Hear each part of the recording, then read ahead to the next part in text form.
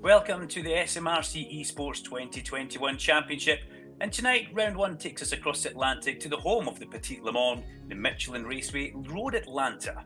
With 3 previous champions taking part, including the current reigning champion Stuart McFadden, this 40-car entry is action-packed and full of talent.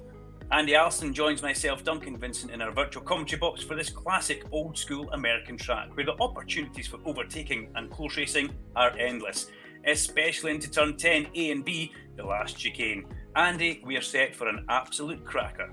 Oh, definitely. Delighted to be here. And Road Atlanta, I think, is a great place to get this championship underway. It's a real roller coaster of a circuit, packed full of elevation changes, sweeping corners, a couple of hard braking zones as well. So this will be a real test of the bravery and skill of the drivers. As you can see, as we've already said, we have got 3 champions, 3 past champions in this one, especially Stuart McFadden. It's going to be good seeing Stuart McFadden, seeing if he can pick up from where he left off, Andy. Oh, absolutely. It was a thrilling finale last time out at Laguna Seca. Great scrap between Stuart McFadden and Sandy Mitchell. And yeah, Stuart's going to, of course, I would say go into this one as the favourite. He is going to be going into this one on a high. But that being said, there's plenty of other names to keep an eye out. I've got lots of drivers from our current SMRC championships in this one. Vic Covey, John Gronkowski, Ryan Smith, Michael Weddle, just to name a few. And there's a huge prize up for grabs at the end of this year as well, of course. So someone else could be joining them in the paddock next season. Well said, Andy. As you can see the graphics on screen, no chance of rain at Road Atlanta tonight, and the cars on track currently having their last little bit of practice and qualifying.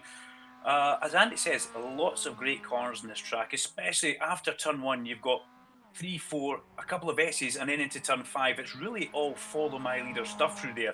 Then you get into possibly your first overtaking area from 5 in towards 6. There is a short shoot that goes over a hill. If you're lame out of 5, you could be done into 6, but more likely turn 7 is a place where that would happen. I'm looking forward to this. The Petit Le Mans is one of my favourite American races, Andy, and Road Atlanta, it's an iconic, and as I said in the very start, it's old school track. No, absolutely is. It opened in 1970, it cost $1.3 million at the time, took only 6 months to build as well, which is the interesting thing, but 2.5 miles, it's fairly unchanged, I have to say. The only big improvement we had was the chicane towards the back end of the lap. That was introduced circa 1998, so it's retained lots of its character along the way, and the stage is set for a great opening event here in this championship. Car on screen was Stephen Walsh, and we are now looking at Michael Weddle in the Rethink Racing car. Michael, let's cast our minds back now, Andy, because it seems such a long time ago, and it really wasn't. But Michael Weddle, he put together a strong championship the last time we saw him. There was a few moments of greatness. Oran Park, he was something extremely special, but he just didn't manage to get the whole championship signed, sealed and delivered. As we ride on board with him in towards that turn 10 chicane, as Andy was talking about, that's turn 10A, and there's the B part of it there. You've got to get that absolutely perfect, because it is blind over the crest of the hill before you go down through 11 into the famous last corner 12, where years ago there was a very famous incident with Fabrizio Barbazza unfortunately getting caught up in a shunt there, which will go down in YouTube folklore, I believe. On to Nathan Lamon now. The turn 1, well, it's a fast entry point to turn 1. It's not really a great overtaking place, but what it is, Andy, it can lure a lot of people in too quickly and make them run wide going up the hill into this next lovely series of corners. Now, when we watch it on the actual screen here as Rory Bryant comes through in 27, we don't actually get the full kind of outlay of it. We can see where the track goes, but the driver's eye view, it's very blind until you get to roundabout here. Then Rory Bryant will start to see the road open up as he goes through the S's, and then he comes up towards turn 5. You don't want to get too much curb on the inside there where Rory goes over, or that apex one will bounce you wide, and track limits over the crest of that hill. Andy, it's a famous place for people catching the odd rat on the knuckles, and especially tonight because we have got Steve Burns, the clerk of the course, being that ever-present Big Brother watchful eye. Yes, absolutely. It's great to have Steve as part of the team this season. With 40 cars registered for this championship as well, it's great to have his insight here, just to keep an eye on everyone as we now look at Jordan Gronkowski, and he's one who is certainly worth keeping an eye on here. I think he's got a real chance. You alluded to it with Michael Weddle, just about stringing the championship together, and I think that's the key thing here, because if you end up qualifying in the middle of the pack, life gets difficult for you. That first race is all about just trying to make the way through the field. But I think this is going to be very, very interesting to see how this session pans out. Now that is car 53. That is Stuart McFadden, our champion. We expected him, Andy, to be donning the number 1, and everybody loves seeing a number 1 plate in the car, but Stuart has opted for his number 53. So the entry list that was published has Stuart as number 1, but we see him as 53. Nathan Lamond, current fastest person on track from Rory Bryant, with Vic Covey up there. So the SMRC guns, they're doing well, second and third just now, as Jack Ayre goes to the top. Now, I was wondering where Jack was going to be, but look, Jack Ayre and Sam Corson, there's 2 of the previous champions, and the other champion, reigning current champion, on screen just now. As we'll have a little look just outside the top 10, we've got Dale Smith, Martin Buchan, and Tom Jones. Tom Jones in the 024 car.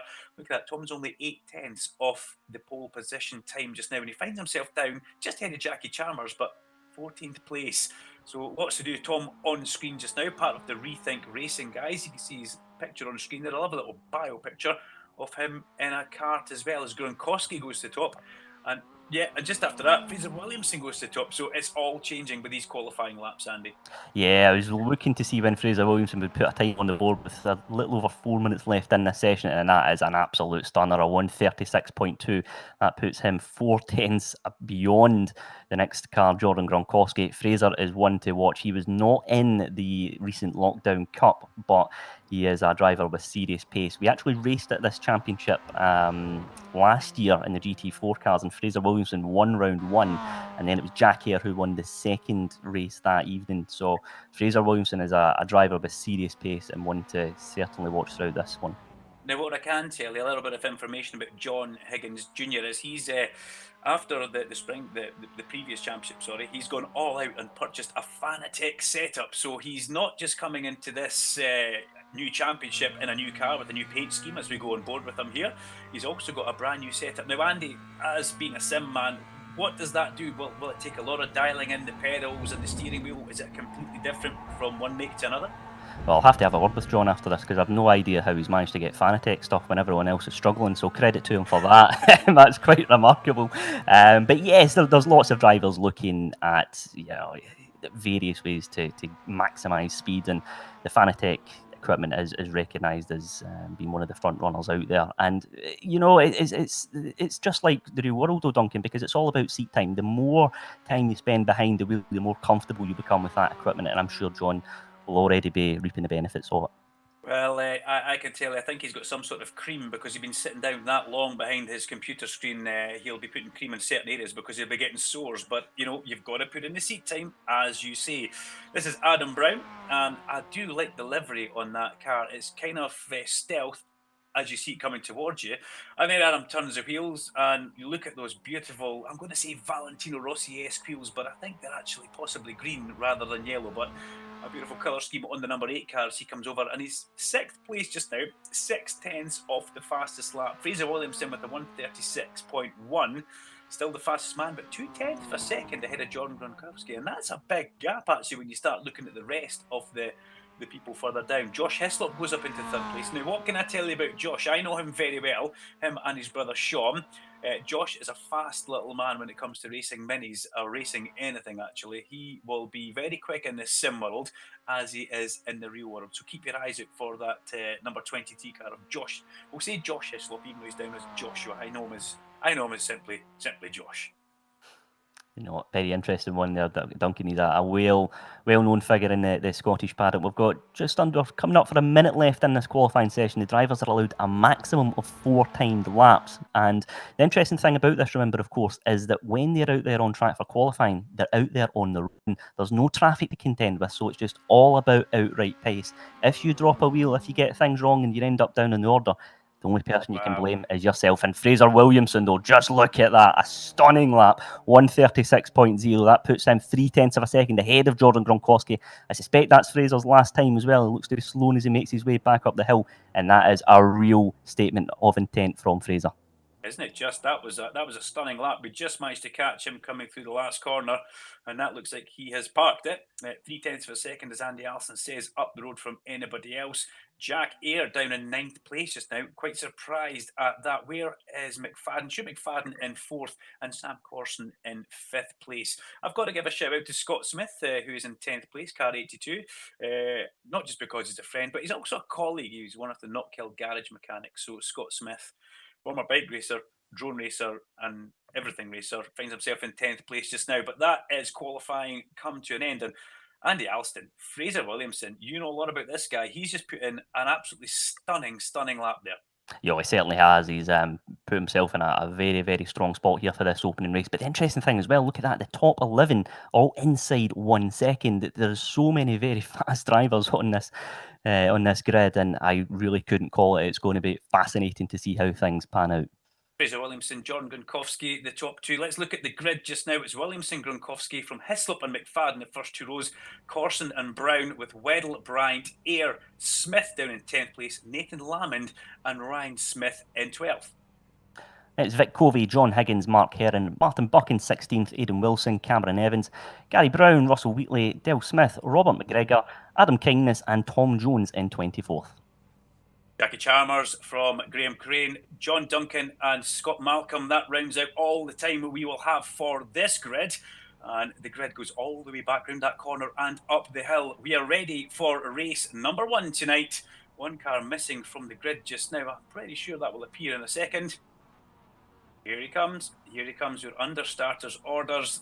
I'm looking forward to a good start here, actually. Can Gronkowski, can he keep up with Fraser Williamson? Because that 3/10 of a second, Andy, 3/10 of a second is huge around here. It absolutely is, and to make matters worse for Jordan, he's on the outside, of course, going into the first corner. So if he has to get a good start to really put the pressure on Fraser Williamson here, and it'll be very, very interesting just to see how he gets on.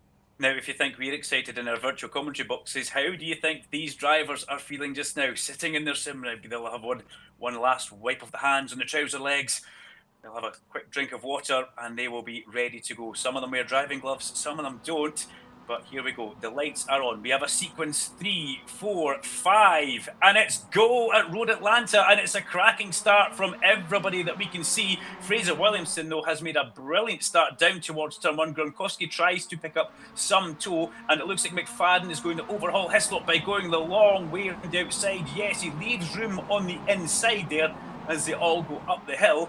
As we look at Ryan Smith, but Williamson leads as they go over the blind crest into turn 2, 3 and 4. They come at you that quickly, and Gronkowski tucked in behind it is McFadden, who's got himself up into 3rd place just now, ahead of Josh Hislop, Adam Brown, Michael Weddle, Jackie, Rory Bryant. Everybody else follows through, and most importantly, no shenanigans at the first corner. Everybody away cleanly, and we're already heading towards turn 6 for lap 1 as somebody goes off in the background into the concrete wall there. We'll I think that was car number 11, Graham Crane, who seemed to go off onto the right-hand side there.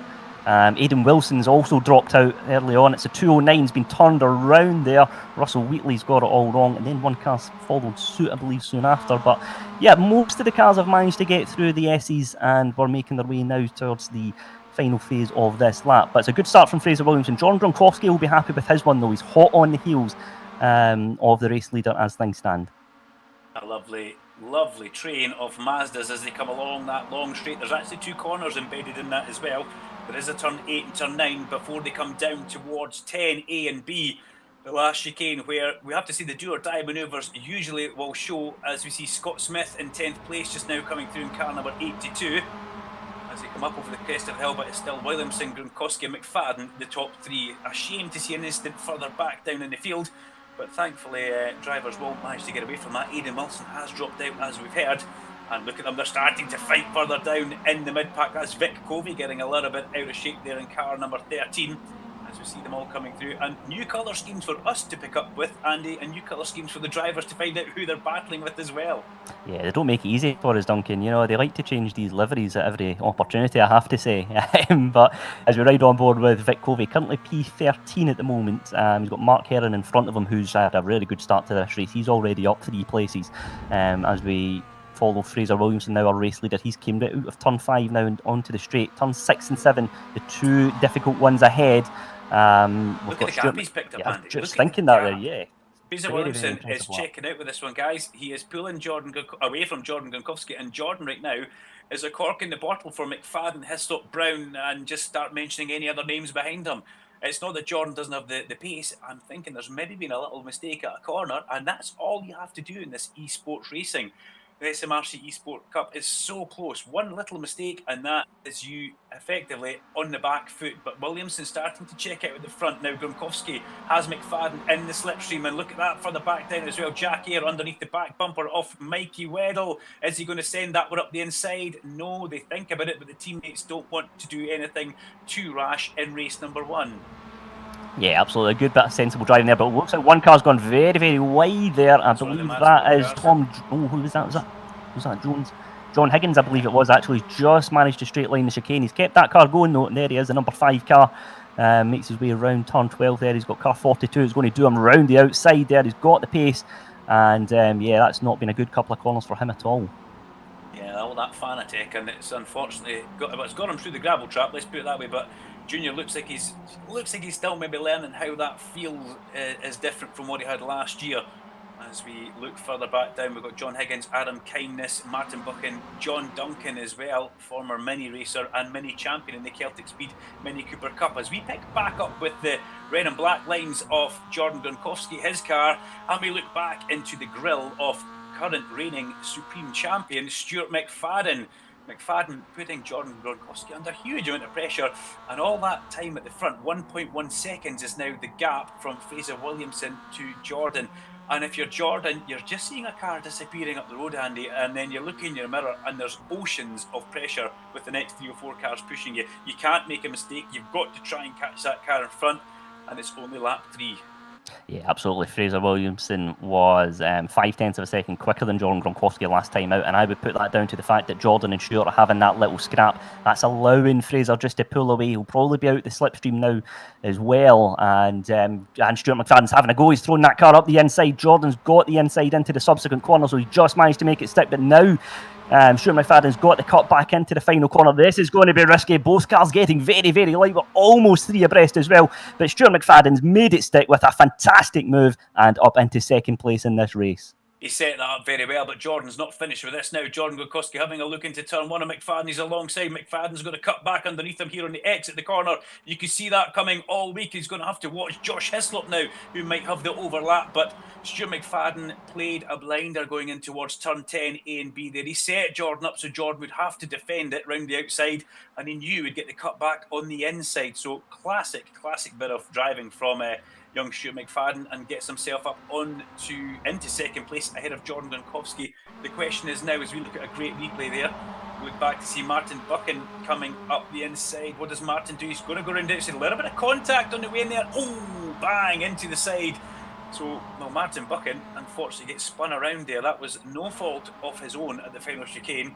And I did say there's a lot of opportunity for happenings to happen at that chicane. We've seen a couple of them already. Josh Hislop's fallen just off the back of Jordan Gronkowski now. That's because he's under pressure from Michael Weddle and Adam Brown, and that's what happens. Pressure just makes you look off the road in front of you, and you start looking in your mirror. And look at this, Weddle now goes the long way round. He's got good drive there. He's going to have mirror signal manoeuvre done before they even hit the brakes for turn 10. Will Hislop try and fight it off? No, he can't fight it off. Bit of contact further back there, and Jordan Gronkowski also, Andy, making a mistake into the chicane. He's going to lose a position or 2. He has, absolutely, and Jack Eyre a little bit nervous going into the chicane there as well. I almost thought I just dropped a wheel there. The car got very, very light at the back end. He's now been crowded in as well, and that there's also a group of 6 cars behind Josh Hislop, all within a couple of tenths of a second within each other, and with 8 minutes or so left in this race, the order could look drastically different between now and the end of race 1. I wasn't being cheeky when I said Jordan Gronkowski was being a cork in a bottle earlier on. He just had a line of cars behind him, but these cars are starting to not bully past. Jordan's made a couple of little errors, which is very unlike him, actually. And he's now starting to fall down. He's gone from second, he's now down to 5th, and he's got the huge pressure from Jack Eyre behind him. After that, there's a bit of a gap back to Rory Bryant, but look at Jack Eyre's attacking line as he goes through there. That must have been a tiny bit of contact into the back quarter of Jordan Gronkowski. As they come along, Jack's now on the wrong side as they go into 6. 6 has got quite a quick entry into this fast right-hander. Jordan will hold that off. And will Jack make a move into 7, or will he try and go up the straight and slipstream? Well, he's already underneath at the apex, and Jack here not hanging about here. It's a drag race. Who has the fastest MX-5? Right now, Andy, as we look down, they're side by side. They're trying to side draft off each other. Shades of Ricky Bobby. This could go anywhere. No, absolutely could. It's just about 1 mile along this straight before we come into the chicane. I did wonder if Jack was going to make that move there. He had a little bit of the nose alongside Jordan. I think he felt obliged to make it stick. He seems to be a little bit in front now, but he's on that outside line now into the chicane. Looks like he's braked a little bit early. The car's got unsettled. That's allowed Jordan Gronkowski to come back in. He's got a little bit of a breathing space between him and Jack now as they make their way around the last couple of corners in that really challenging sweeping corner. There's no chance of getting a move done. So Jordan will live to fight another day, as we've got car number 5, and that is John Higgins. He's got the car turned around the wrong way at the chicane, and he's in the pits and out of this race as we follow Fraser Williams in a gap now. Look at that, 3.9 seconds between him and Stuart McFadden. Fraser has checked out at the front. We've got Stuart McFadden with Michael Weddle hot in his heels now. Michael Weddle's up 4 places from the start of this one. And it's that 1, 2, 3, 4, 5, 6 cars all behind them. They are all so close together. Yep, former champion Sam Corson currently in 9th place just now in number 68, and he's inside the top 10, and the pace is that hot. He's 7 seconds off the lead just now. As we anyway come back up towards Stu McFadden, Michael Weddle and the Josh Heslop battle. They've got 4.2 seconds to try and catch up with Fraser Williamson, and I'm sorry chaps, that's just not cricket for race number 1. I can't see that gap getting done. Fraser Williamson will just try and stroke off the laps and the minutes to the end here, and it looks like he could be on for a very dominant race number 1 victory. If this is the case, there's going to be a lot of head scratching going on in people's living rooms or gaming rooms back at home to find out just how that man has managed to disappear at the front. There's your gap. There's your leader goes through, and then Stuart McFadden under pressure from Michael Weddle. What's Weddle going to do here? Will he have a look up the inside? No, he won't. And I've noticed there's a curb on the way into that chicane there, Andy. I think that's what Jack here touched. When you say the car got a little bit lively in the way, and I think Jack put a couple of wheels on that curb, and you're right, it just upset the car on the braking on the way into that chicane. Yeah, absolutely. All the elevation changes around this track make these MX-5s a little bit light, particularly that last sweeping corner when they come over the blind crest. The car is very easy to get dragged off into that point. This one's another tough one. You want to try and use as much of the track as you can on exit. And we've got a good scrap here across the start-finish line between that's Del Smith there. We're following in 19th. Let's see if he can hold on to this one on the insides. Oh, a little bit of contact there with the back quarter panel of the car, but the 24 of Tom Jones lives to fight on another day. And we look at the number 64 of Dave Christie. Again, he's made a little move there around the outside. I think he's going to hold on to that one now. Oh, it's neck and neck, though, as they come into turn 3. We've got the S's, so if he can hold on here, he should be able to survive until turn 5 at least. A little bit, almost looking very close contact, but let's take a look at our race leader now. Look at that gap, Duncan. He's down to 2.9 seconds, so something's gone wrong for Fraser Williamson around that last lap. We've got Stuart McFadden and Michael. Oh, there's a crash behind. It's Jack here. Jack here, Josh Hislop facing the wrong way there. Josh gets back on track. Jack's still in the middle of the track. I'm sure we'll get a replay of that from our Sim Broadcast production team. And let's watch this. Jack goes in. What happens? It's Jordan who turns around Josh. Jack with nowhere to go, and then tagged and spins himself. Unfortunate for Jack here there, he was caught up in somebody else's accident, and that was Jordan Gronkowski just being a little bit keen to try and get past Joshua Hislop, and he tags him off. But you're right, Andy, the gap at the front down to 2.8 seconds, so there's effectively 2 seconds lost on that lap by Fraser Williamson, whether he's had a little off or made a mistake. But that's a luxury when you've got a 4-second lead.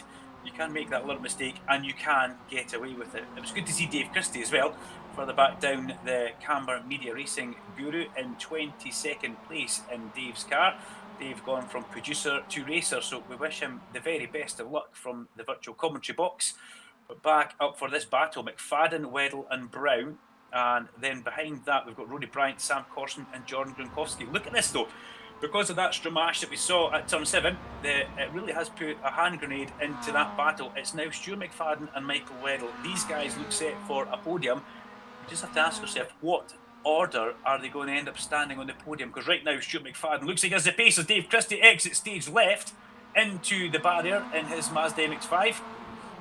Ouch, that's all we can say about that, Andy. But Who do you think podium? McFadden, Weddle sticking in these positions, or will there be a change? Well, it's going to be an interesting one because last time round, Stuart McFadden and Michael Weddle both posted a 1:36.6. You could barely split the pace between the two of them. But then look at that, Fraser Williamson now gap 2.7 seconds. There's both of those cars there, second to third as it stands. Michael Weddle, he's made 4 places up so far in this race, and I think he'll fancy second place. But Stuart McFadden, he's a very, very formidable opponent. But again, look at the cars behind him now. Rory Bryant just leading 4 cars into the chicane here. A little over 2 minutes left in the session. Honestly, I think this is going to be so tough to call. Formation flying into the chicane further down, and Ryan Smith was in the middle of that and up over the crest of that hill. That's so blind when you're in the car. I mean, I've driven it on different platforms, and you can't see a thing where you're going until you're over the crest of the hill, and the corner keeps on going. So it's by no means an easy last couple of corners. But where are we now time-wise? 13 minutes 21. So we're getting towards the end of this race as we see somebody else in the pits. That's Jack Eyre into the pits in the Rethink Racing car. So it's all gone wrong for Jack Eyre. Whether Andy, he's picked up a bit of damage from that shunt earlier on, or he's just had enough and he's going to rethink and reboot for race number 2. But still the gap at the front, 2.9 seconds now. Yeah, 18 races in this championship though, so I mean, it's a long season. Of course, you'll be disappointed, particularly when it's an incident like that. I felt that he was just a passenger. There wasn't much he could do at all with it, but it's all about trying to dust yourself down and get on with it. The trouble for Jack though is where you finish in this race. That's where you start the grid in race 2. So he's going to be well down the order, unfortunately. So it's going to be a tough opener for him. But if he can get himself into the top 25 at least, then he's in a points-paying position. So we should get one more lap as we're 14 minutes 20 seconds as they come along this long straight. We saw Scott Smith in 7th place ahead of Jordan Gronkowski in 8th, Vic Covey in 9th, and Ryan Smith running at the top 10. In fact, Jordan looks like he's just slithered back past ahead of Scott Smith, and looking at the timing chart, they've re-swapped again going through the chicane. So a great battle here. Jordan doing everything to try and salvage some positions here, but as Andy Alston just said there correctly, it's a long series. You can afford to have maybe not the greatest result at every race, or can you? Fraser Williamson, with Stuart McFadden, these guys could be so dominant all the way through. Maybe you can't afford to have that bad result. Maybe this will come back to haunt Jack Eyre. We'll have to keep our eyes on that as Adam Brown is involved in the battle here. There's a bit of contact there with Rory. Well, Rory Bryant. Contact surprising. It goes hand in hand with Rory Bryant, doesn't it? As he has a little tag on the back as he goes through the S's now. I better watch what I'm saying, Andy. Yeah? Yes, take no prisoners in the first race, Duncan. I'll give you that. No, it's it's been an interesting one. This will be the last lap of the race, of course. Look at the timing on the top right. We're over 15 minutes, so if you want to make a move, you better do it quickly. And it's still 5th place, Rory Bryant's managed to hold on. We've got a car upside down. That's David Bolton. It's all gone wrong for him there. Who knows what's happened, but an absolute disaster towards the end of the race for him. Yeah, that didn't look too tasty. I've got to say that as they go through the DRS zone. I don't believe these cars have DRS, but Fraser Williamson comes in towards the last chicane. This is where it's Desperation Alley. What's going to happen down here for the second place? Williamson has got this signed up for a race victory as he comes through 10A into turn 10B. McFadden and Weddle too far off the back of McFadden, I would have to say. Jordan Gronkowski sends it up the inside. Oh, there's more contact for Jordan Gronkowski, and that's going to hurt him as they come out of 10. But here's your race winner for race number 1, Fraser Williamson, with a dominant lights to flag victory. Stuart McFadden will take second, Michael Weddle third. As they come through, it's going to be Adam Brown who takes a very well-deserved fourth, ahead of Sam Caution, Rory Bryant, Scott Smith and Jordan Gronkowski all make their way home. Vic Covey in 9th place, and Ryan Smith rounds out a superb top 10. And that, Andy Alston, is round number 1 of our 2021 eSports series, and there's a lot more of that to come. Well, that was certainly edge of your seat stuff throughout, I have to say, and can't wait. We've got another 2 races after that. It was pure drama throughout, but credit to Fraser Williamson. That was a very, very smooth and professional race throughout, and it's easy to say that just get the car away cleanly when you're starting on pole and disappear into the sunset. We all know motorsport's not as easy as that. Plenty of quick drivers behind them, but not a very, very strong start from Fraser Williamson. And I think it's let's see if he can do the repeat for the next race. We should mention Jack Eyre did get back out the pits and finished P24. I don't know if there's points that far down for P24, but Jack, he did get a finish, and we're going to have to keep our eyes on the winner from race number 1, Fraser Williamson. Can he do it in race number 2? Let's find out. But he's a winner from race 1. Ahead of McFadden and Weddle will be your podium, with Brown, Corson, Bryant, Smith, Gronkowski, Covey, and Ryan Smith rounding out the top 10. Race number 2 is just seconds away. Yeah, an interesting thing about this one as well is just how long and spread out the grid is as well, Duncan. You know, it's a very, very short start-finish straight, and you see the rest of the cars just now all backed up along the hill. So if you're in the mid-pack or further behind, you're already a good distance behind the leading pack. So yes, this will be very, very interesting. But it's all about being patient. Don't try and get all the moves done within the first lap. Yep, so the grid is set from the finishing order of race number 1. Red lights on, 2, 3, 4, 5 red lights, and it's go once again for race number 2 at Road Atlanta. Another clean start and another special start from Fraser Williamson. I need to know more about this man, Andy Alston. As somebody goes into the tyre, well, that looks like Dave Christie climbing the pit wall on the inside there, and we'll catch up with that if we need to. But right now, we'll follow everybody through turn number 1. Look at this, McFadden on the outside. McFadden takes the lead, and it's carnage in the background. And pick a number and pick anybody you want from that. We'll try and get a replay as we can. John Higgins possibly involved in that. But at the front, it's all changed. McFadden, car number 53, the reigning champion, has managed to get himself ahead of Fraser Williamson, with Michael Weddle and Sam Corson, former champion, in 4th place. They're going through turn 5, Andy, and heading towards 6. And this is an upset, I've got to say. Williamson has now got a car to follow. Yeah, absolutely. Stuart McFadden in the lead for the first time here tonight, and gap of two tenths of a second between him and Fraser Williamson as it stands. In the back end of Fraser's car just got a little bit light there, and there's a car further behind that got even lighter. I believe that was Scott Smith. He's dropped down to 7th place as things stand. There's more contact there behind. Look at that. It's been absolute drama in this opener. The cars are all over the place. Rob McGregor. Oh, there's somebody stopped in the middle of the track there. I think Gaz Brown possibly involved in that. If that's it's all getting a bit tasty on the lap number 1. Fraser Williamson, has managed to get himself to the front. What will he do here? Yeah, he's going to try and fight through the chicane with McFadden, and he's actually going to cost himself, because I believe Weddle will get past, and he has. Mikey gets past already, and he's under more pressure now, so we're going to have to see a fighting race from Fraser Williamson this time, because he's now gone behind Rory Bryant, or has he? No, he hasn't. Tom Jones facing the wrong way there. Unfortunately, the Rethink driver will manage to get going from there, but it's all changed. We just said after race number 1, has anybody got anything for Fraser Williamson? Well, yes, it appears 3 or 4 of them all have.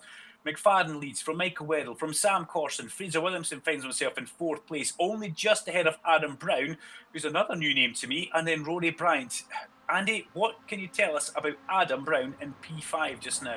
Well, he's certainly had a very, very impressive start to this race. He has dropped a place, though, I have to say, from this one, but yeah, he's another one, a very accomplished sim driver, and I think with so much drama happening around him, there's every chance that he could make his way further up the order. A couple of other names just worth shouting out, real winners from the opening lap. Aidan Wilson currently 9th, he's went up 10 places. Cameron Evans in 13th, he's gone up 14 places. But Michael McPherson, currently down in P17, he's made up 18 places in 1 lap, which is absolutely remarkable. Duncan, we know how quick Michael is. It looks like he's going to potentially make another move here on Adam Kindness, and he's a driver with plenty of pace, and one that could go further up in the order. Change of the lead. Weddle hits the front as they come in towards chicane. McFadden's not happy with that. He just tries to release a bit of brake pressure. They're almost flying formation through turn 10 A and B. I'll maybe just start calling them different names now as they go through the last chicane. That's a bit better, Duncan. Yeah, into the last corner. Weddle hits the front from Stuart McFadden. And if I'm smiling and laughing and enjoying it, you guys must be loving this broadcast as well, which Sim Broadcasts have put together for us as we look towards turn number 1. One thing, Andy, when you get to the front, unless you're Fraser Williamson, you can check out race number 1. Being at the front just gives you more pressure, because there's guys all over your rear view mirror and rear bumper. As you can see, Michael Weddle, 2 wheels for everybody through that part. They go down through the S's here before they come up towards turn 5. It really is follow my leader through here. There's no real chance for you to overtake. But then things start happening. You've got to get a good exit from turn 5. And this is where we saw Jordan a little bit lame in race number 1. Now, let's see. Weddle pulls away from McFadden on the exit of that corner and drops him, and Fraser Williamson in that menacing third place in that dark car just now. Yeah, a train of 6 cars there. And you mentioned they come out of turn 5, you can use all of that curb and a run off their track as well, because if you do so, you can really maximise and carry the speed with you. It's a bit of a short straight, but you want to take as much of that speed as possible as you can into turns 6 and 7. As we follow Jordan Gronkowski now, he's down 14 places from when he started, currently 22nd at the moment. He's got Jonathan Glover in that yellow car close behind him. There's a lot of damage, Duncan, just to the back of that car. I just wonder if that's going to be affecting the performance perhaps or from it. And then look at this, we're almost 2 abreast certainly at the moment. Michael Weddle coming under pressure from Fraser Williamson. He's currently in the lead. Fraser's now got the inside into the second half of the chicane. Can he make it stick though, because Michael's put that nose in front? They're both side by side coming round that final corner, and hold on to the edge of your seats. I tell you what, this is tight. Michael's managed to hold on though. Fraser Williamson second, Stuart McFadden third, Sam Corson's also looking to get involved, 0.3 of a second split in that top 4, but Michael Weddle lives to fight another day, and he is still in the lead of this race with a little over 5 minutes gone. McFadden goes wide through turn 1 though, and I don't know how wide your eyes are just now, but mine are on stalks watching this. This is classic sim racing for the SMRC eSports, as we see them all going through turn 2, 3, 4 up towards the S's and 5. And you're correct, they were almost formation flying 3 abreast into the chicane there, as we get a replay of Dave Noonan just now. He comes through the first part of 10 into the second part, and what happens here? A little bit wide. Oh, Dave runs out the road, bang into the wall on the inside. And well, one thing's for sure, that was concrete wall. That's certainly not going to buff out. But back at the front is Weddle from Williamson, and Williamson, he's managed to cut back through the pack here. Now, I think this guy could be on for another, well, he could get to the front, but what's Weddle going to do? Because we know Weddle's a fighty little guy himself when it comes to it, but down towards the chicane they come. They're all looking to try and pick up that toe. Sam Corson's got himself very much into the mix as well. He's currently P3 just now, and we see Sam Corson almost invisible there. As out of the slipstream comes Williamson to the inside, not defended by Weddle, and Weddle's going to have to watch it. He might lose 1 or 2 places. Williamson goes up the inside, passes a nice, good, clean manoeuvre that. Stuart McFadden coming very hot. But once again, Michael Weddle holds his own on the inside there, Andy, and lives to fight another day. Yeah, that's an excellent bit of driving there from Michael Weddle, I have to say. He tried to break the slipstream just on the back straight. He's almost tried to do it again there. He's cut across into the inside line to take a defensive line, but by almost giving Fraser the inside into the chicane, he then gets the cut back. He gets the inside line into the last couple of corners, and that's how he's managed to hold on. Can he do the same, though, as we're about to go down the S's? And he can. It's Fraser Williamson. He's managed to finally get himself through as they make their way around down the hill. So now it's all kicking off with a little over 7 minutes left in this race. Adam Kindness looks like he's possibly had an off down in 18th position just now. Let's have a look and see what we can see. Adam wide onto the main straight. Oh, fight it, Adam, fight it, boy. Ride that rodeo. And yeah, why use a tarmac when you can use the grass on the main straight in the track? Scotland MX5. Adam lives to fight another day though, but at the front already putting half a second into everybody is Fraser Williamson. He's dropped Michael Weddle, and Michael, I've got to say, extremely forceful little driver when it comes to this, and Fraser was a little bit wide as they come out to 7. Now that there is effectively turn 8, ladies and gentlemen. Not much of a turn, it's not really much of an issue. They go over the crest of the hill, and that's turn 9. Then they come down towards that last chicane, but Weddle under pressure, under threat from Sam Corson. The first ever champion, Sam Corson. What can he do here? He's in the slipstream. Will he duck out from the brakes, or is he happy to try and work away with Michael Weddle? These guys both part of the Rethink Racing, and look at McFadden catching on the brakes here. The commitment and energy that goes through the front end of Stuart McFadden's car there as he really pushes that brake pedal and manages to not lock up going into that chicane. Quite something. And he's dragging Rory Bryant along behind him. That could be a dodgy place for McFadden to be, as we see further back down Adam Kindness again having another moment. And that's Jordan Gronkowski all the way down there as well. What's Jordan Gronkowski doing all the way down there? Andy, it's going a bit wrong for some of these guys. Adam Brown hits the pit lane. Yeah, the opening race, the opening lap of this race has had massive ramifications for a number of drivers, unfortunately. We've got 1, 2, 3, 4, 5, 6, about 9 or 10 of them, I have to say, that have all been in the pits. We've got 27 out on track as things stand. And it just goes to show, Duncan, the importance of just keeping your nose out of trouble in the opening lap, particularly as he comes through the S's here. There's not much room for for overtaking. It's just about keeping the car nice and balanced over the curbs and then settle down. A quick dab of the brakes for turn 5, but there's been a number of drivers that have certainly benefited out of this as we follow Rory Bryant, car number 27, that green MX-5, who just leads Scott Smith now into 6th place. Scott Smith, Rory Bryant, both up 1 position from where they started into this one. But yeah, it's going to be interesting to see how the last couple of minutes of this race pan out. Rory Bryant's got a slipstream here into Stuart McFadden. Will he commit to a line earlier? Is he just going to tuck behind that blue and white car and then dart out at the last minute into the chicane as we follow Stuart McFadden now? Look at that. The MX-5 edging closer and closer. Rory's he's going to have a look up the inside, I think. Or he's perhaps thought better of it. But Stuart McFadden, though, has had a nibble of the car in front. Sam Cosland, that's perhaps compromised him and pulled him further into the clutches of Rory Bryant as they make their way round this sweeping last couple of corners. But wow, this has been another cracking race so far. And all that let Scott Smith grab right onto the back of Rory Bryant. Now, I've got to say, Scott Smith looks like he's going to have a move into turn 1, but he decides to bail out of that one.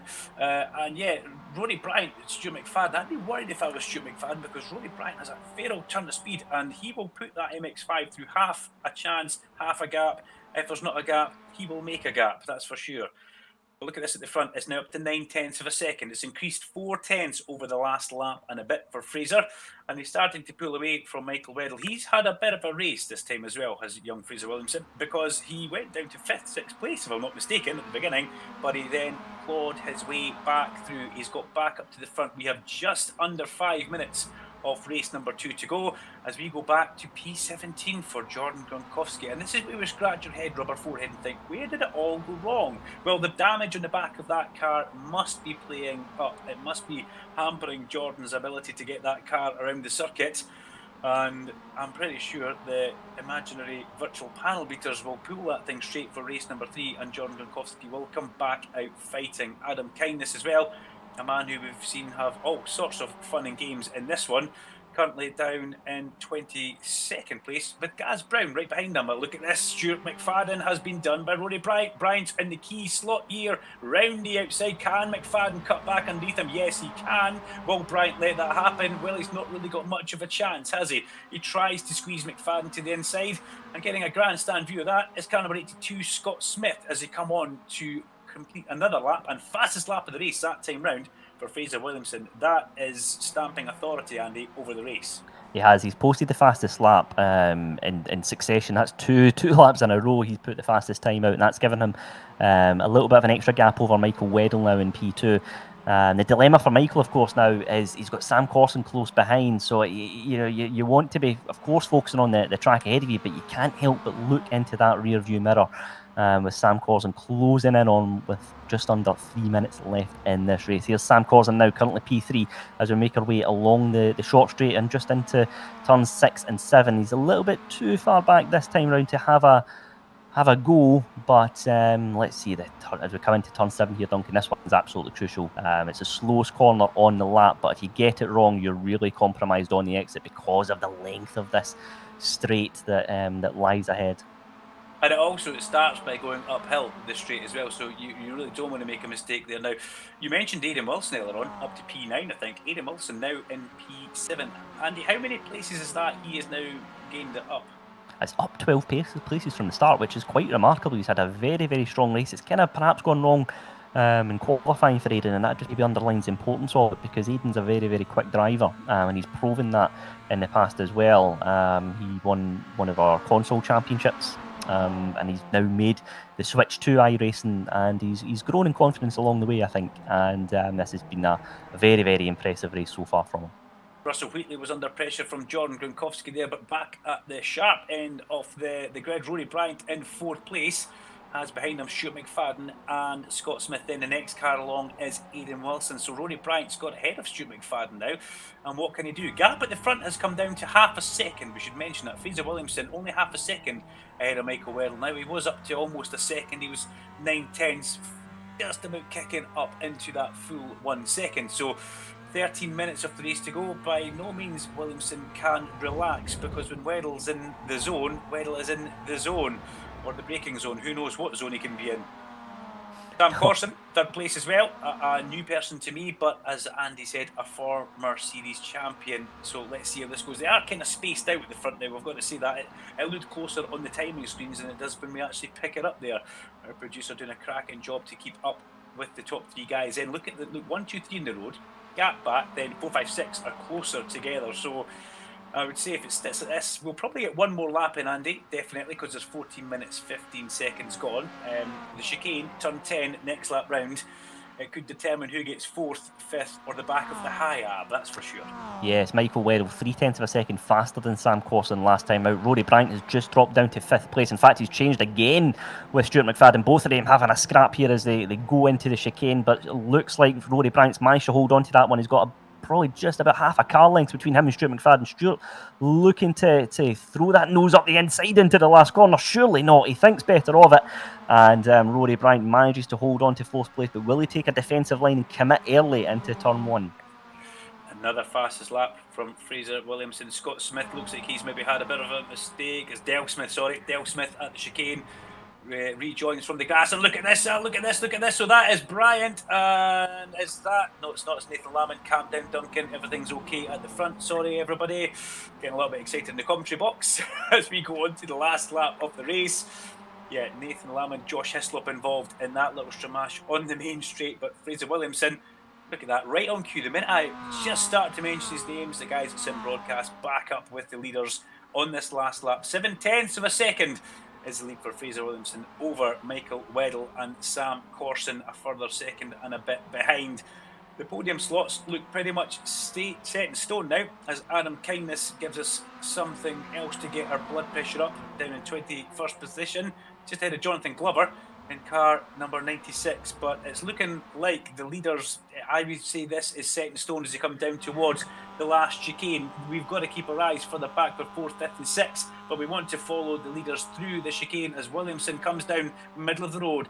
Bang, bang, bang, down the gears he goes. He goes through the first part of 10, into the second part of 10, before he goes up over the hill. And Weddle, try as he may, tries everything, throws the kitchen sink at it on this last lap here, but Williamson looks like he's got this covered.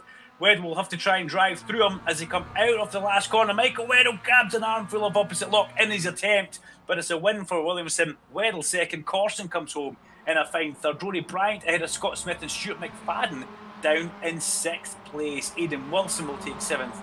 Sean Warrington in 8th. Mark Heron and Josh Hislop, if they get across the line, will round out the top 10. But a bit of a beefy start towards that one. And look at this, Andy. They're not finished over the line. And like you said, Andy, the finish line's so close to that last corner, you've got to have a go. No, absolutely. It was very, very interesting.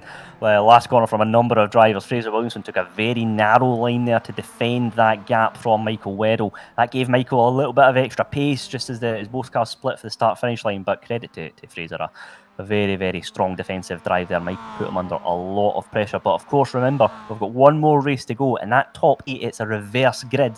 So that means that Fraser Williamson will start this race in 8th place. So that's going to make things even more interesting as we look forward to the finale. Yeah, but Sean Warrington on the front row with Aidan Wilson. So going to be pretty impressive this. I enjoyed that. An awful lot, Andy Alston. Clean racing, fast racing as well. And Fraser Williamson, he's something special. Yeah, absolutely. It was a tremendous drive from Fraser. Really, really strong throughout. I think it's difficult in any championship to win 2 races on the bounce, but particularly in our SMRC eSports racing events, because we know just how quick a number of drivers are in this championship. We've seen it time and time again. You can drop from 1st to 10th in a couple of corners. So fair play to Fraser. That's been a very, very strong start to his season. Well, it certainly wasn't shy of action, that's for sure. Fraser Williamson will be sitting pretty happy, I would imagine, just now in his sim rig, if he's not running about the games room doing a few high fives virtually with whoever he can think of just now. Or the other guys will be sitting there scratching their head thinking, okay, this has been 2 heavy races we've had. We're looking forward to our next one coming out, race number 3. As Andy said, the reverse grid, the top 8 swap positions rotate, so Sean Warrington will be on the front row with Aidan Wilson. Now, Aidan Wilson must be thinking he's kind of up for something special here, to tell you the truth. After that race where he picked up 12 places to get himself up into P7. Has he got the pace to try and pull away at the front? Can't find out. I think it's a little bit of deja vu kicking in here, Duncan, because we had a similar situation at Oran Park, where race 3, Aidan Wilson had a very good position at the start, as did Cameron Evans. Both of them were both right up there, and they both held their own very strong performances throughout. But as we look at the results there for the consolation, Fraser Williamson from Weddell, Corson, Bryant, and Scott Smith for your top 5. Stuart McFadden, look at that, 6th place. For the Pure Sims driver. But yeah, I have to say it's been 2 fantastic races so far, and yes, looking forward to the finale very soon. We've got to look at Vic Covey down in 16th position as well. Jordan Lukowski just ahead of him, and Michael McPherson in 13th. So 13th, 14th, and 16th for some big names further down there. Unfortunately, John Higgins Jr. wasn't involved in that one all the way through. We saw right at the very beginning Dave Christie in the Canberra Media car, who looked like he turned hard right, or was maybe turned at the start in towards the pit wall. But as Andy Alston says, that is the consolation results. We have the final race, race number 3, coming up in just a couple of moments' time for you here at the SMRC eSports Racing Spring Cup. Has anybody got an answer for Fraser Williamson? Can Stuart McFadden regain a little bit more places? Jordan Gronkowski's got work to do. There's so many people out there with their own little story. There's been contact, there's been racing, there's been a little bit of friction. But Andy Alston, it has been fabulous online eSports racing. It absolutely has been. And of course, remember, for this overall iRacing Championship, we've got a couple of cups along the way, but the overall winner, of course, will win an absolutely fantastic prize where they will win a seat in our SMRC C1 Cup. They'll get a car to use for that season. It's an absolutely tremendous prize, and it is a great opportunity to go from virtual to reality. So it's a terrific prize on offer from the SMRC. And I think what that does, Duncan, as well, is it really just elevates the stakes here in this championship, because we've seen in the past just how tight the racing is, but knowing that there's such a tremendous prize on offer for the end of the season, it really just makes things even more important. Yeah, to get your bum in an actual race car, a real race car, for winning an online prize. And we've got to remember, Sam Corson was meant to do the Legends thing, but because of COVID, he still hasn't actually raced yet, Andy. Yes, absolutely. That's just one of those things, unfortunately, just due to the pandemic. But yes, that's another excellent prize on offer. But I think it's interesting, because I think what we're seeing over the last few years is just how the gap from virtual to reality is getting closer and closer. I think a few years ago, people thought that sim racing was almost a tool to complement your real world racing, but we're now seeing that it's going far beyond that. I think, Duncan, that sim racing is absolutely here to stay. And I mean, it goes from what we're doing just now, it goes right to the very top. You know, the Formula 1 teams, they've all got their own simulators, and they don't just use the simulators for the drivers to get practice at tracks. It's an actual engineering tool. It's an engineering aid for the cars that they have, to make sure they can practice and simulate little things that they don't get the opportunity to do and go testing, because there's such a strict limit on testing now. So sim racing, online racing, and they all do it as well. That's interesting. But you could find yourself in a lobby with Lando Norris. Well, you might end up be playing, I don't know, something else if he's streaming. But Max Verstappen, you know, our very own Graham Carroll, one of the Red Bull eSports racers, a lovely guy. Graham, very fast guy. Always keeps an eye on with what's going on with the SMRC eSports. So who knows, one day we could maybe get Graham involved in this. But yeah, you're right, Andy. It's a very good tool to have. And, you know, I actually fancy a shot at this. I've got an Xbox, but I do fancy a shot of the actual iRacing thing. I think it looks fabulous. And to have a steering wheel and pedals, yeah, I could be into that. No, absolutely. There's a reason why so many well-known drivers are using iRacing as a platform to utilize at home, just because it's a fantastic tool to use. So yeah, I think it's no surprise that we see the likes of Lando Norris, Max Verstappen, very well established on this platform as well, of course. And how would Andy Alston do against those guys? Don't think my rating would be anywhere near as good as them, I'll say that. Yeah, well, you know, I'm seeing nothing. I play Call of Duty, but I certainly don't want to go running out the field with the gun. But we're looking forward to race number 3 coming up. We're a couple of minutes away from that. I do hope you're enjoying our Wednesday night Road Atlanta. You know, the full course Road Atlanta. There is short courses, but this full course is about. I do hope you're enjoying the SMRC eSports Spring Cup. A series by the SMRC and presented by Sim Broadcast, doing a fabulous job giving myself and Andy some great production in our ears, keeping us right with everything that goes on. We're on Facebook, we're on YouTube, and we're also on Twitch at SMRC Race Sports, SMRC, or Sim Broadcast if you're looking for Twitch. So it's all here, it's all available. You can watch it on a device, you could watch it on the laptop, you could possibly even put it on the telly if you have a device which will let you do that. The final grid: Warrington from Aidan Wilson and Stuart McFadden and Scott Smith, row 1 and 2. Rory Bryant and Sam Corson with Michael Weddle and Fraser Williamson down 7th and 8th. Mark Heron, Josh Hislop, John Duncan and Tom Jones are ending at the top 12. And it's Michael McPherson, John Gronkowski, Russell Wheatley, Vic Covey, Graham Crane, Dale Smith, Gaz Brown, Adam Kindness, Jonathan Glover, Scott Malcolm in 22nd, Jackie Chalmers in 23rd, Nathan Lamond in 24th place. And let's keep on going with John Proctor and Cameron Evans, who gave us so much promise the last time, but it's not really coming to fruition this time, with Adam Brown back there ahead of John Higgins, David Bolton, Jack Eyre. Wow, Jack Eyre down in 30th position. I missed it, Andy Alston. What has gone wrong there? It's not been a good round one. No, it's not. He's that car's been in the wrong place at the wrong time, unfortunately, and that's a problem. Wherever you finish in race 2, that's where he's starting race 3. So it's been a poor one for him. Oh, sorry, lights coming on there. Sorry, we're up to 5 lights already, and away we go. I was going to say Jack Eyre will be that far back, as there's a terrible start at the front from Sean Warrington, unfortunately, and it's all changed straight away. McFadden hits the front, and it looks like Aidan Wilson's made a good start. He's going to hold second place into turn 1. Bryant's trying to go up the inside, but he backs out of that one. Scott Smith around the outside into 3rd place. The eyebrows go up in the commentary box here in Glenrothes, and everybody, touch wood, holding the desk, gripping the desk, has made it through. There's a few guys taking extra bits of racetrack there and cutting, but ultimately, Andy Alston, it looks like we're all through turn 1, 2, 3, 4 as they head up towards 5. Having said that, that's Rory Bryant, and he's lost his front end. Oh, the car's all got wrong there. Car number 5 as well, John Higgins. Car's facing the wrong way, so there's been a little bit of contact just coming out of the first corner. Sean Warrington down 17 places. He's had an incident as well, as we watch a replay here of John Higgins, car number 5. He's just come into the back there. He's boxed in. Look at that. It's difficult for him to move in there. Eventually, he's got collected. Car's gone the wrong way around, and there's not much he could do with that one. Yeah, I think Cameron Evans, 98, caught him there, and that's Sean Warrington as well, our pole sitter, having an issue. I did hear that as well. So, well, it's all kicked off at the front straight away as we look back at a whole sea of cars coming towards us. Stuart McFadden with a nice buffer at the front over Scott Smith in 2nd place, and then it's Aidan Wilson, Fraser Williamson. In fact, just pick a name, they're all in there just now. Williamson's got himself from 8th up to 3rd. He's trying to go around the outside of Scott Smith. Scotty's having none of that and shows him the edge off the track as they make their way from 10B up over the hill. Now here comes Aidan Wilson back on the inside of Fraser Williamson, and it's a good one. John Duncan looks like he's possibly dropped out and dropping down. Here we see John there. JD Bear, former Celtic Speed Mini Cooper Cup champion. But Michael McPherson as well.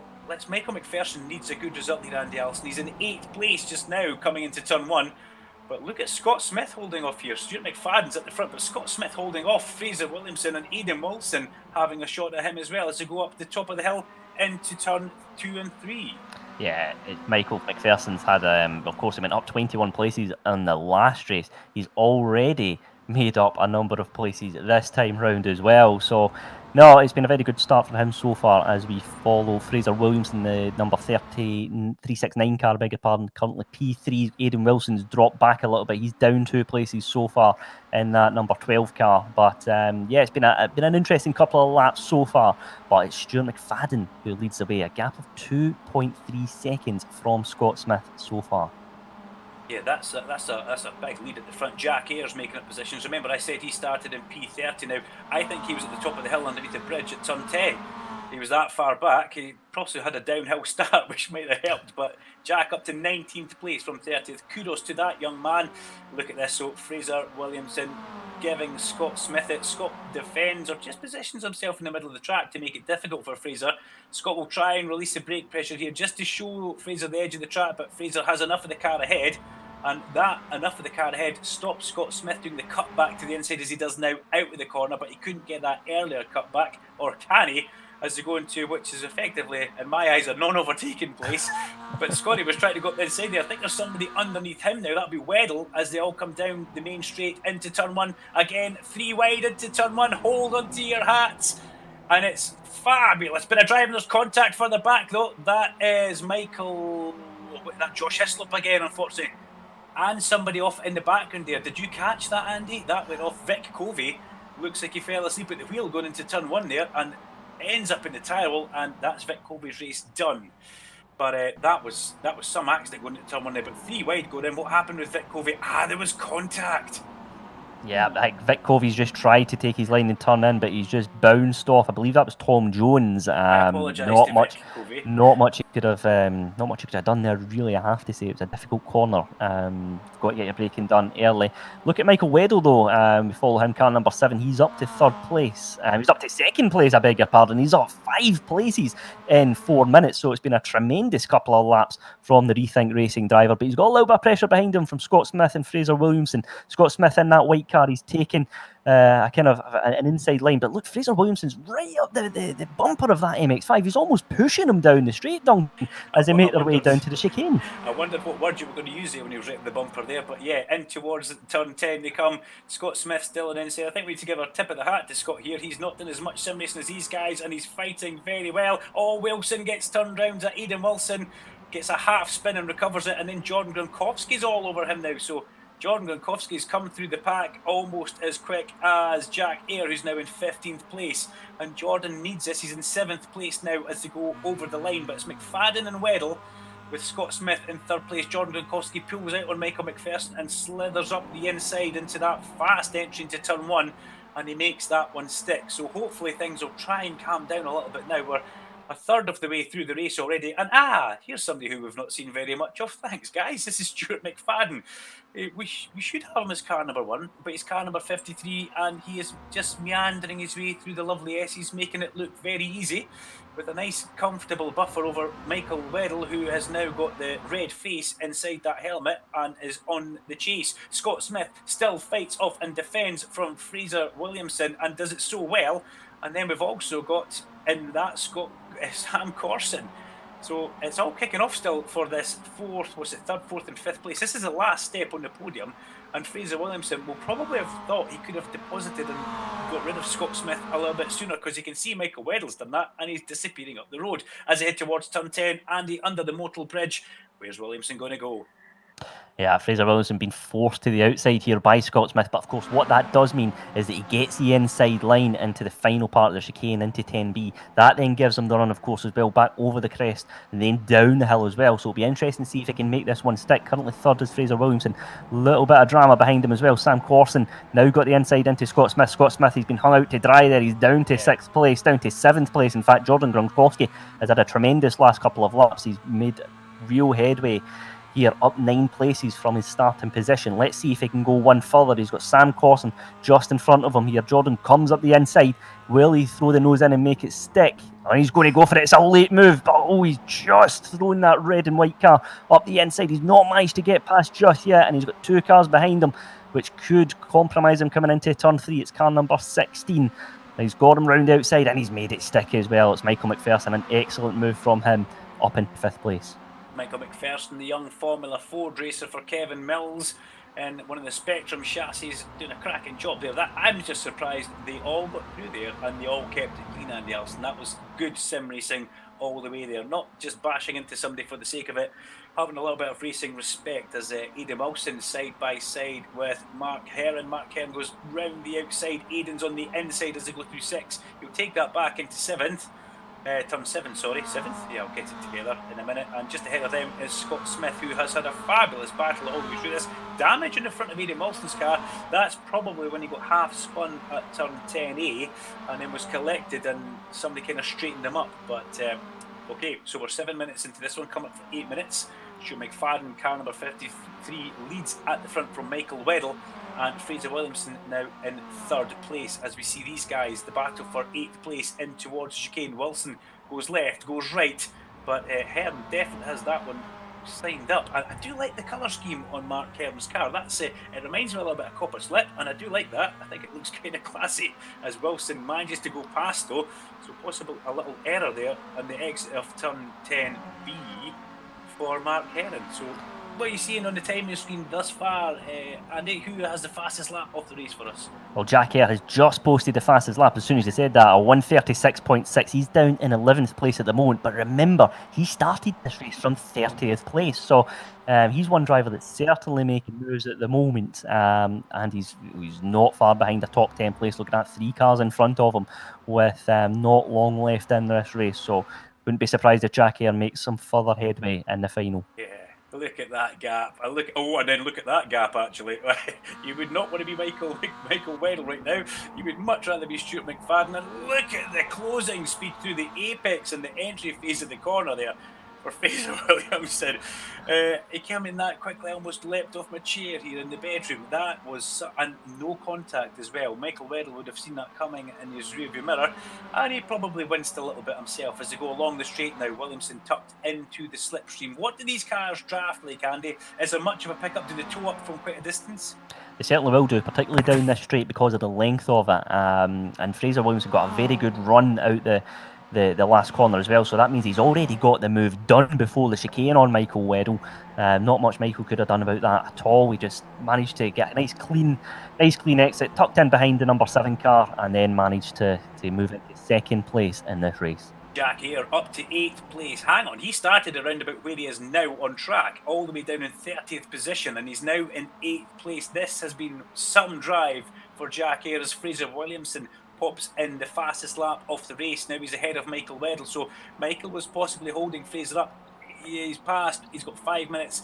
I can't see him catching Stuart McFadden. He's quick, but he is not that quick as Aidan Wilson shows Mark Heron the edge of the track and decides to give him just enough room to survive. And round the outside was Mark Heron, but he leaves a massive gap on the inside. And Aidan Wilson says, "Thank you very much."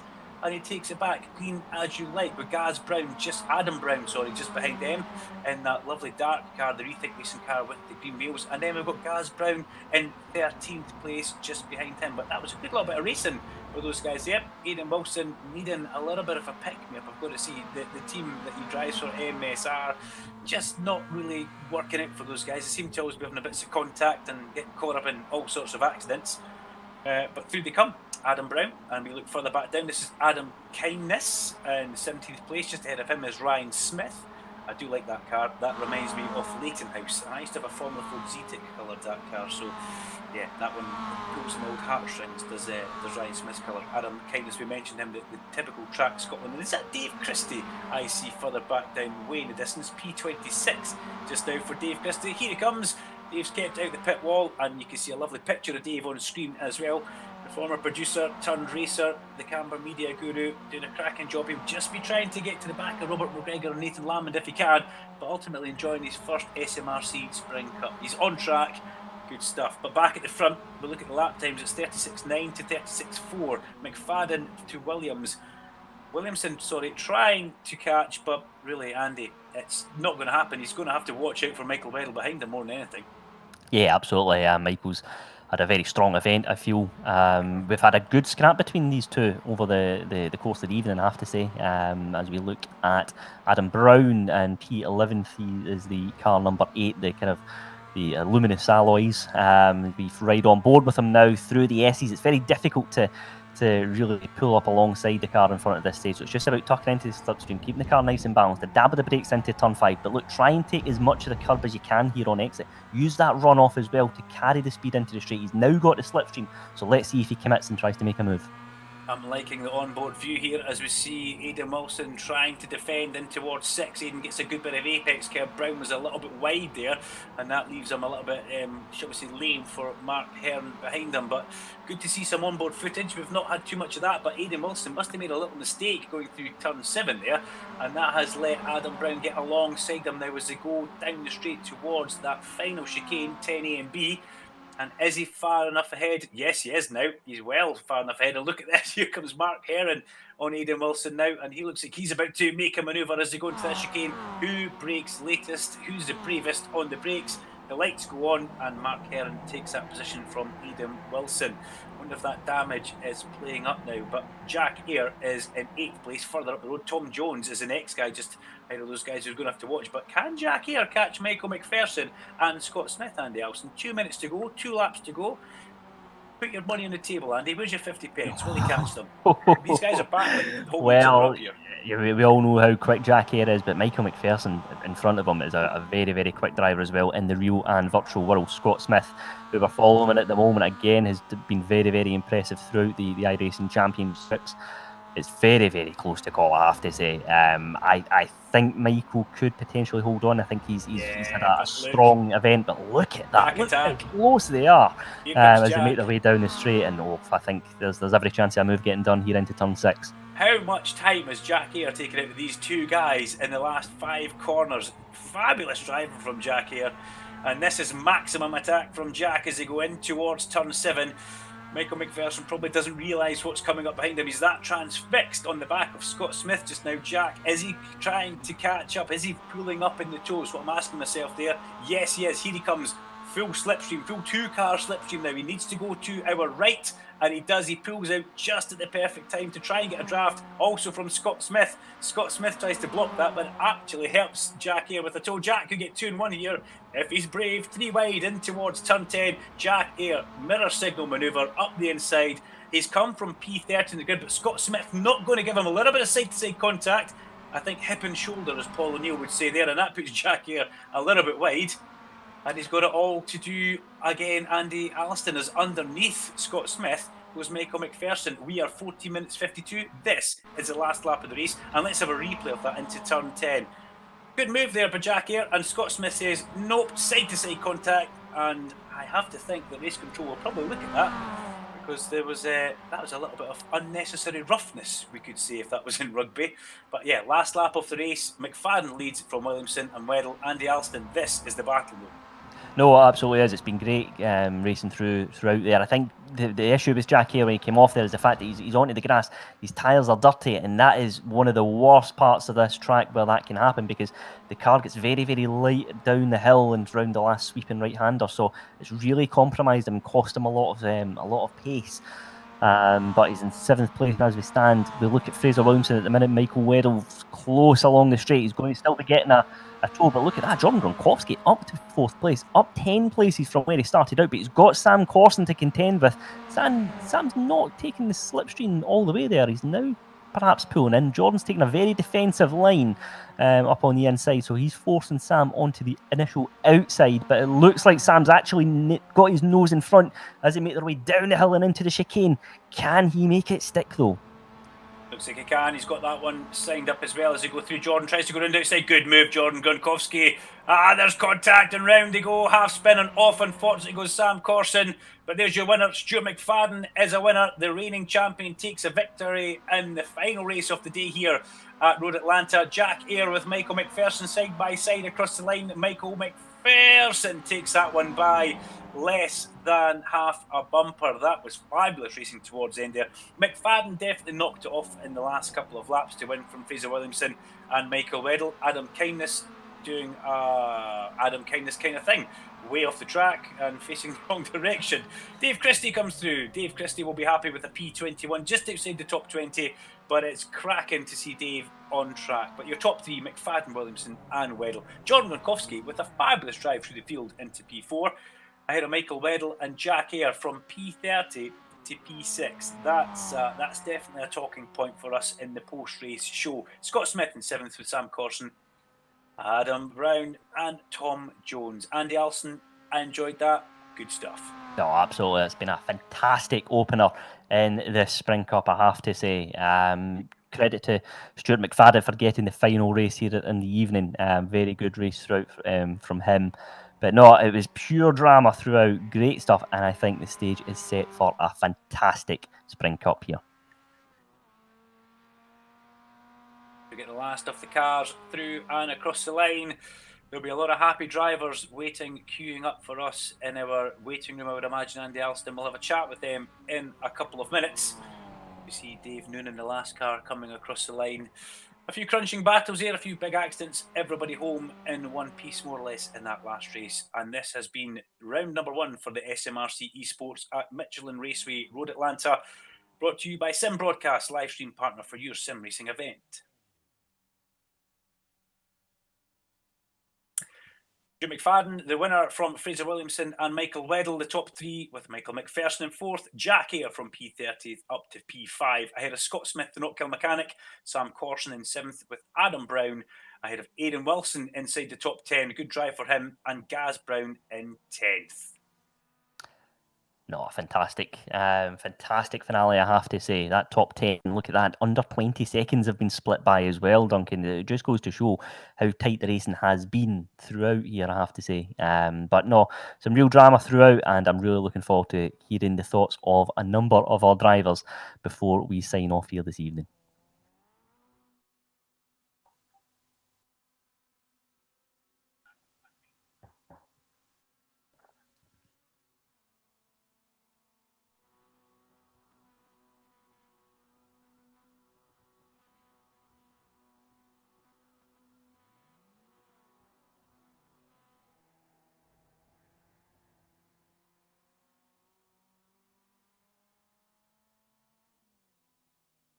So we're in the virtual commentary box here, and it's Duncan, Vincent with Andy Alston, and let's catch up with Fraser Williamson. Fraser, congratulations, 2 stunning race wins tonight, and a hard fought race 3 there. Give us your or what can you remember about most of those races? I don't remember much from the first two, I'll be honest. I kind of just head down, went as fast as I can, tried to put in 10 quali laps to see if I could break the draft, which I wasn't expecting, but thankfully people scrapped so hard for second it happened, is how it would appear from every single, well, race 1 and race 2. So that was good. Race 3 was a lot more aggressive than I was expecting, considering we're in a draft car at a draft track and anyone can keep up with anyone, and you shouldn't have to be so aggressive in lap 1 or 2 defending positions, but that's kind of what cost any chance at going 3 for 3. But I can't complain with 2 wins in a second place. I wasn't expecting to. I was hoping for just 3 podiums or just being there or thereabouts. Fraser, tell us a little bit about how this is now going to set you up for the next round, because that's been a fantastic start to your season. I was saying in commentary, it's very rare to see a driver do 2 wins on the bounce in this kind of championship because of the number of drivers that we've got here. So you must be absolutely delighted with how your season started. Yeah, it's a good way to start it. It's Road Atlanta being one of my better tracks in iRacing, and not being so comfortable with some of the UK tracks that we're going to come to later on throughout the season. It will be interesting to see if I can take this pace and apply it to other tracks. But it's a good way to set yourself up. Probably in the championship lead, I would assume, in Whistle's points for fastest lap. But it's as good as the start as I could have managed, I think. Fraser, tell us a little bit about the preparation that you're doing for this championship, because we missed you in the lockdown cup. But how have you been approaching this one? Tell us a little bit about your preparations behind the scenes.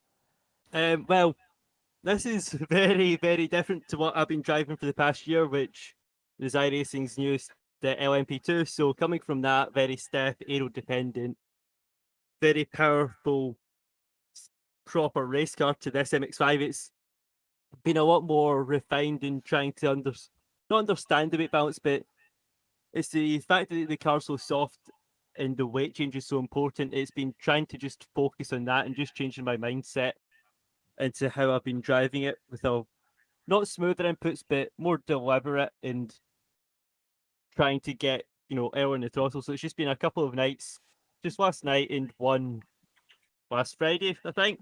Just a couple hours and just trying to get back up to speed with it, because it's, like I said, it's not one of the hardest cars in iRacing to drive. It's nothing that's going to try and kill you out of nowhere. So I was just trying to get comfortable again. Great stuff, Fraser. That's a tremendous start. Thanks very much for speaking to us. We'll let you get on now, but thanks very much for joining us here on the show. Thanks. Okay, let's have a quick chat with another driver who's had a very, very eventful opener. That is Stuart McFadden. Stuart, you're of course our Lockdown Cup champion. How was the first 3 races for you? First 2 absolutely manic. The third one was quite a walk in the park compared to the first 2. yeah, it was so good to get back racing in a pack. I've missed it so much over the past few weeks.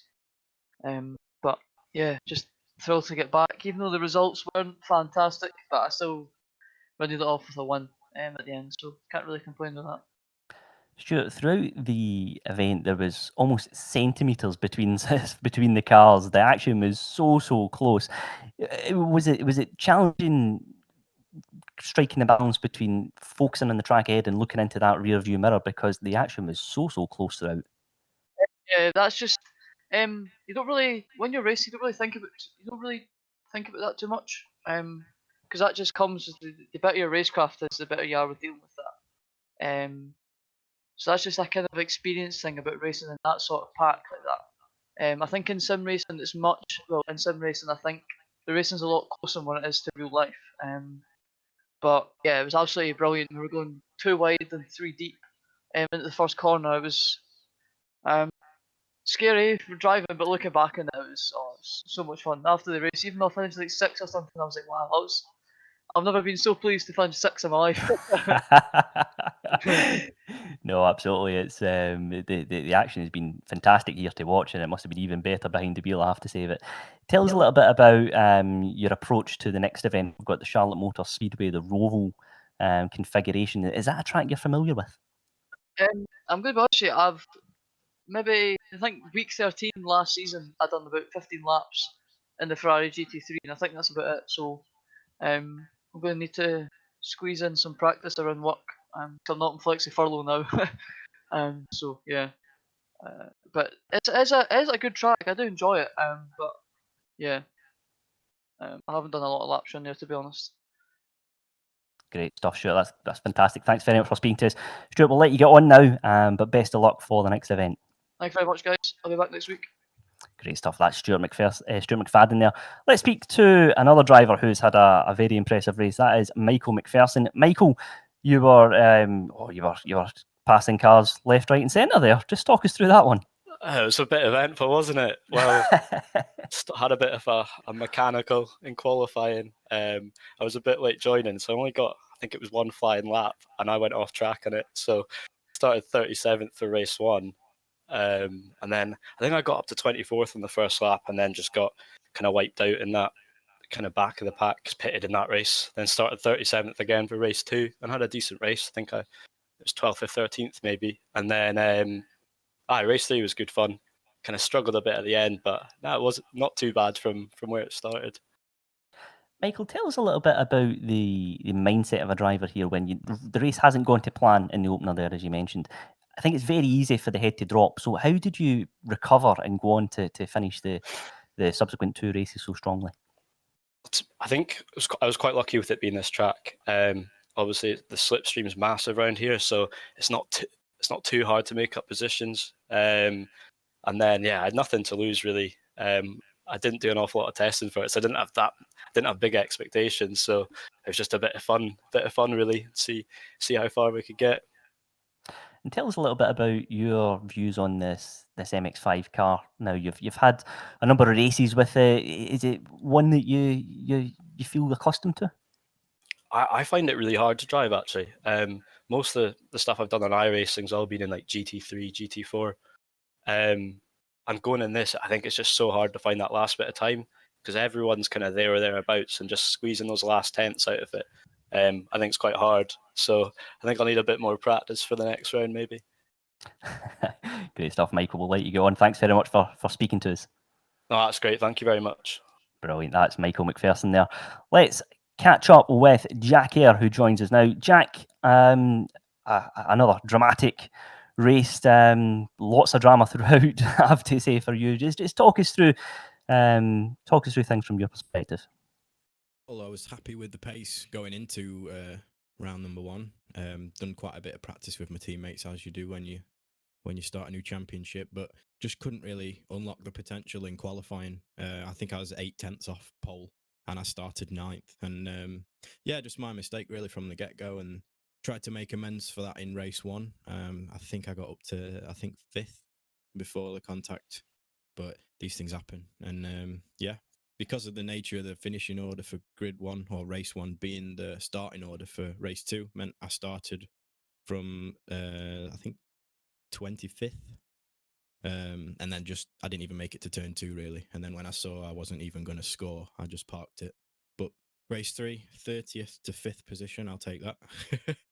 Carnage, but it's what it's racing. Absolutely, Jack. Just talk us through. Did you find there was a particular corner in the lap that you were lining up the opposition for to make a move, or was it just instinctive and as and when it happened?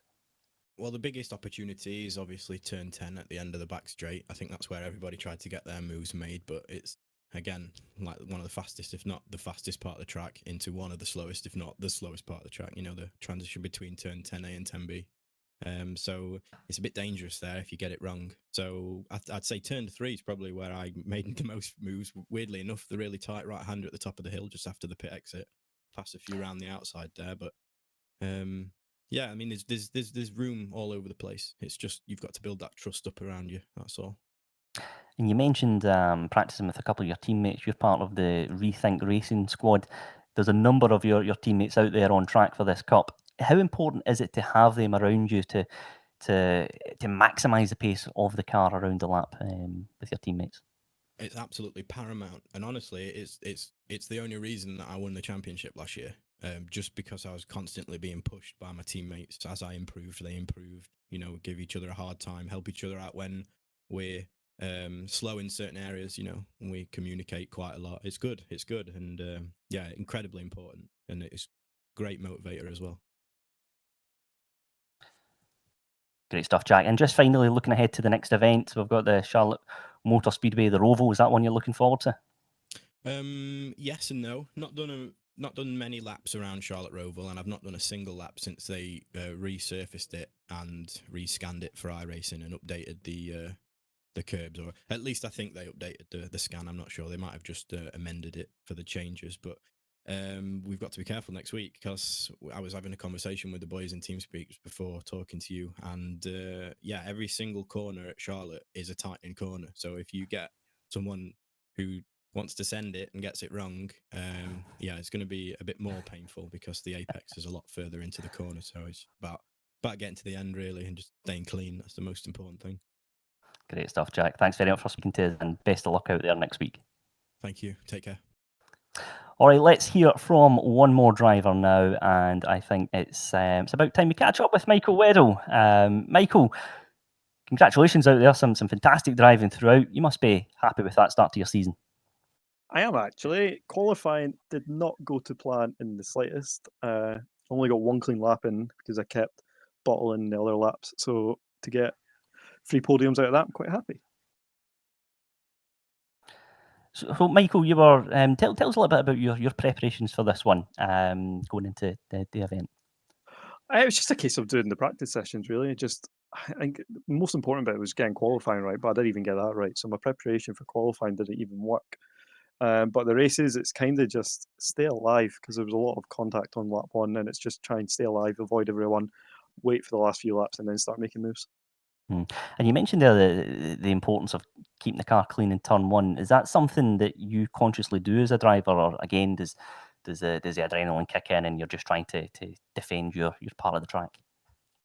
In sim racing, I'm a bit more careful, but in real racing, I kind of just go for it and see what happens. But no, definitely today it was kind of just a case of just sitting behind everyone.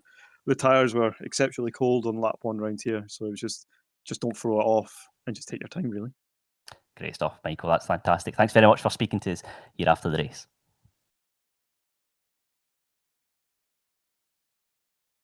Well, Thank there you we are. very much, Andy. That was Andy. Great post-race interviews there. Really enjoyed that. Great hearing from the drivers and some fabulous questions in there as well. It's been a cracking round number 1. There's been 2 winners out of 3 races. We've had Fraser Williamson taking 2 victories, and Stuart McFadden, reigning current champion, takes the final race of the day. Why not join us on the 24th of March for the Charlotte Motor Speedway Roval? Look forward to that. One of mine and Andy Alston's favourite tracks. But Andy, it's been a pretty good night, hasn't it?